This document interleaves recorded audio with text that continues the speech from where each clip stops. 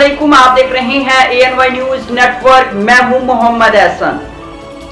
फोटाबाज Bahawalnagar से deputy district bureau chief Mohammad Imran Shafiq की रिपोर्ट के मुताबिक young star officer Haji Mohammad Imran Dudi SI जहां भी उनकी पोस्टिंग हुई, लोगों ने उनको वेलकम किया और हमेशा अच्छे लफ्ज़ों में याद किया। ये एक नौजवान दबंग ऑफिसर हैं, जहां से भी जाते हैं अपनी यादें छोड़ जाते हैं। इस मौके पर मियां नसीर अहमद डूडी चेयरमैन का कहना था कि हाजी मोहम्मद इमरान डूडी सब इंस्पेक्टर डूडी कौम की शान है और जिस मसले में उनको याद किया वो मसला हल करवाया। इस मौके पर मियां सिजाद नवाब बराए अमन कमेटी के बुलाई गई मीटिंग में MNA चौधरी नूरुल हसन तनवीर ने कहा कि डूडी कौम एक सराइकी कौम है और एक मेहमान नवाज कौम है। हाजी मोहम्मद इमरान डूडी के लिए नेक ख्वाहिशात का इजहार भी किया।